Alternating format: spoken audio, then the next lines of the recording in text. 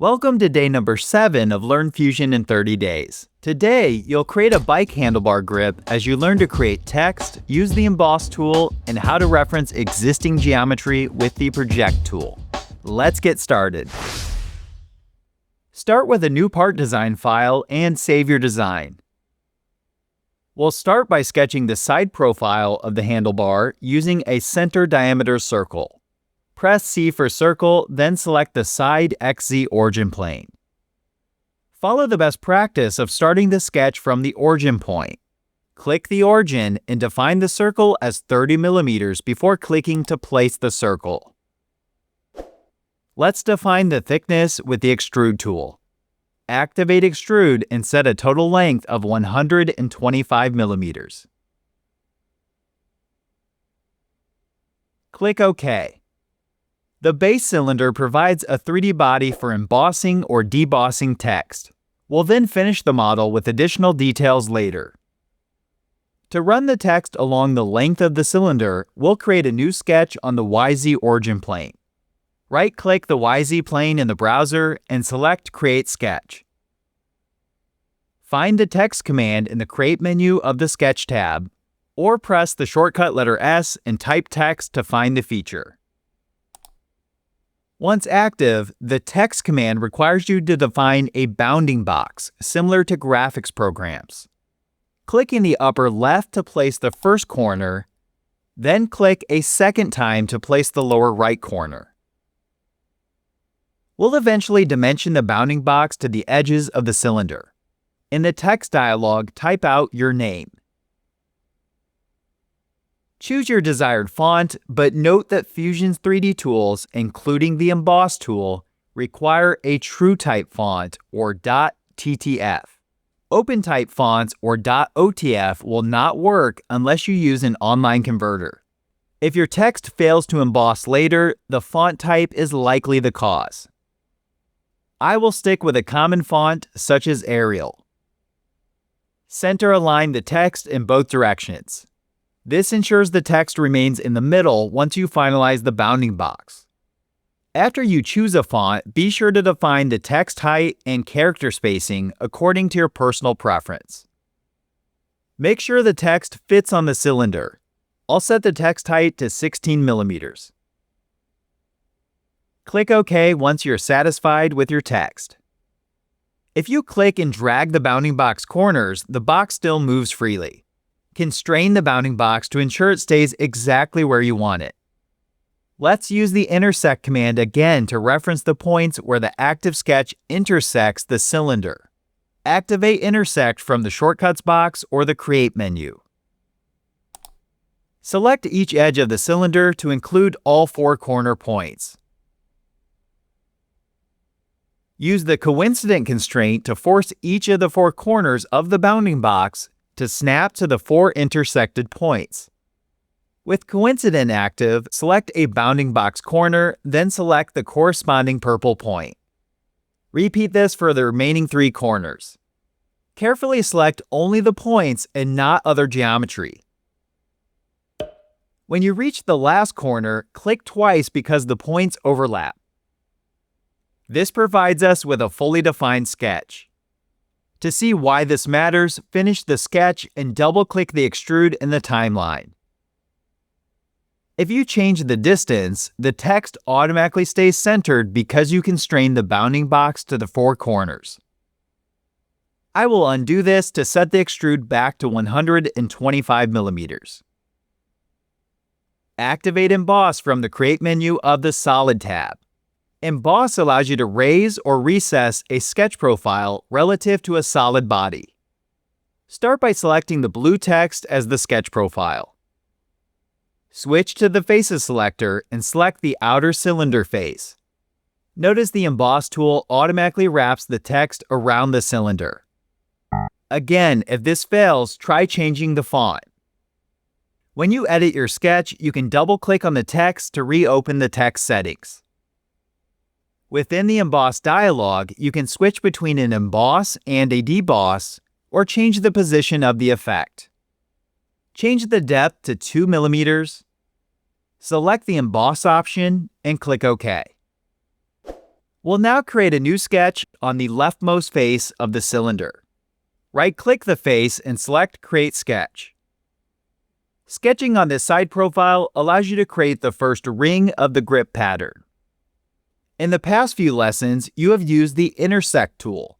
But what happens when you want to reference geometry that does not intersect your sketch plane? This is where the Project command comes into play. You can find the Project tool in the same flyout menu as Intersect. With Project active, select the outer cylinder edge. While the Intersect command could also achieve this, you also want to include a reference point from the letters. Select the top and bottom edges of your first letter. Notice how this projects the geometry onto your active sketch plane. Project and Intersect are very similar. However, Project allows you to select objects that do not intersect with the sketch. Before you click OK, ensure you check the projection link.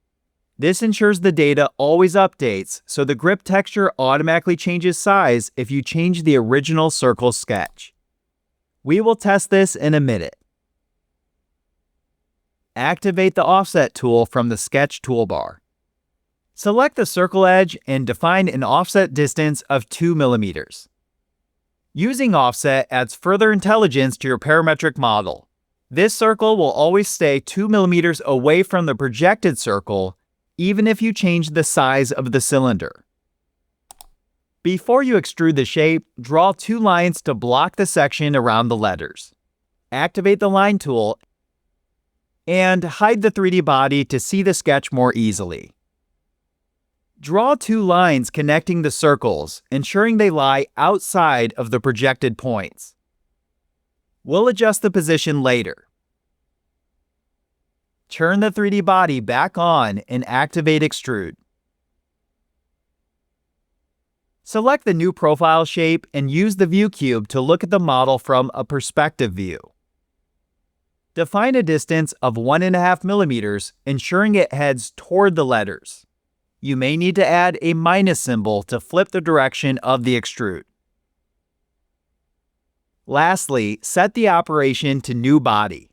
This creates a separate body in the browser, making it easier to pattern. Toggle open the Bodies folder in the browser. Notice you have 2 different bodies. You can turn this new body on and off as needed. Activate the Rectangular Pattern tool. Instead of Features, set the object type to Bodies and select the ring body. This would not be possible if you had joined the body to the existing cylinder.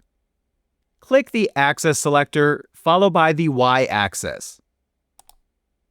Drag the blue arrow to start the pattern.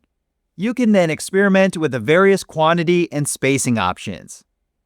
I will set mine to the spacing distribution with a quantity of 50 and a distance of 2.5 mm. Click OK to save the pattern. Looking at the pattern, I would prefer the grip to wrap all the way around where there is no text. As you design in Fusion, you will often want to go back and change your approach, which is one of the many advantages of parametric modeling. Double-click the last extrude in the timeline to edit the profile. Select the second part of the profile to include the full circle. After clicking OK, you will see the rings now collide with the text.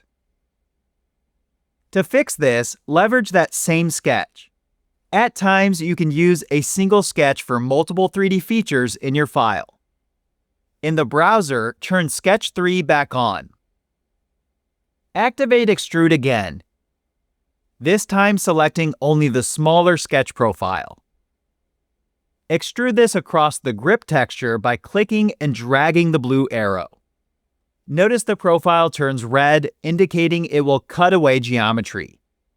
Since you do not want to cut through the text, toggle open the Objects to Cut section of the Extrude dialog. Unselect the Body 1 option, as this includes both the text and the cylinder. To avoid the rings, you could uncheck bodies in the long list. However, changing the start and extent types is the easier method. Select the To Object extent type. This allows you to select a specific object to extrude to instead of relying on a distance. Zoom in and select the inside face of a ring closest to your text. Very important, you must select an inside face rather than the outer face, as you need to reference a face in the same planar direction. Let's do the same for the Start option. Change the Start type to Object. The tool will not appear to let you select a face. You will need to hold the Command key on Mac OS or the Control key on Windows. Then, select one of the faces near the letters. With just a few additional settings, we were able to create a complex extrude from an existing sketch. Click OK to save it. Let's now hollow the cylinder. Activate Shell from the toolbar and select the left face. Define the thickness as 2 mm. If an error message appears, it's because the shell command cannot effectively trace the inside of some of your letters. One great benefit of Fusion being parametric is that you can change things you may not have originally planned for. Cancel the shell tool and drag the timeline marker back to just before the emboss command. Complete the shell with a thickness of 2 mm. Then drag the timeline marker back to the end. You may notice we have a large number of 3D bodies in the browser. Keeping the grip rings as separate bodies was originally important to complete the pattern. If you no longer have a reason to keep them separate, we can simplify the file by using the Combine command. Activate Combine from the toolbar. Select the cylinder, which is body number 1, as the target body. For the tool bodies, select the next body in the list, scroll to the bottom, hold the Shift key and click the very last body. Shift clicking allows you to select the entire list at once. Ensure the operation is set to Join, as the command allows you to join, cut, or intersect objects. Very important, uncheck Keep Tools because you no longer need the rings as separate bodies. Sometimes you might keep tools if you need them for other features, but not in this case. Click OK and notice that only a single body remains in the browser. Let's now test that the projected geometry from earlier works as expected. Double-click the very first sketch in the timeline to edit it.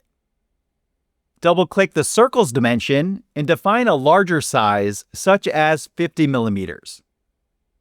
Finish the sketch and observe how all the rings and features update their size. If you had not projected or intersected that circle, the rings would remain at their original size. Project allows you to reference existing geometry and stands as one of the most powerful tools to master in Fusion. Let me know in the comments if Project makes sense or if you still need more clarity. When you created the grip sketch, you intentionally left the profile underdefined, as the two lines can still move freely. With sketch number 3 turned on, you can now click and drag those lines to update where the grip rings start. Because you projected the points of the first letter, you can easily see where to drag them. You could even edit the original sketch and dimension the lines a specified distance from the projected points. Here's a pro tip. Sometimes experimentation is critical, and you will take several actions to think things through. Next to the Undo button, you will find a drop-down menu. Watch what happens when I select Undo Edit Sketch. This takes us all the way back to before we altered the circle sketch and saves you from pressing Undo multiple times. Let's finish the model by creating a larger cylinder on the left side. First, turn off Sketch 3 in the browser. Right-click the left side of the cylinder and select Create Sketch. Activate Project by pressing the letter P for Project and select the outer edge. Once you project the edge, use Offset again, this time defining the distance as 5 mm. Ensure it offsets to the outside. If it does not, press the Flip button. Activate Extrude and select the outermost profile. Define a depth of 1.5 mm, ensuring it moves toward the text. Ensure this operation is set to join the single 3D body. One last pro tip for today related to applying appearances. Activate the Appearance command with the shortcut A for Appearance. Search for rubber and download the material if you have not already. Drag and drop it onto the model. This automatically applies the appearance to the entire model since only a single 3D body exists. In the Appearance dialog, switch to the Faces option. This allows you to drag a different appearance onto the faces of the individual letters. I'll remove the rubber appearance to demonstrate this tip. Hold the Shift key and select all of your letters to drop the appearance on all of them at once. Ensure you release the cursor within the highlighted area of the selected faces. Notice this applies the appearance only to the faces of each letter without affecting the rest of the 3D body. I will see you on day 8 where you will model a 3D printable doorstop.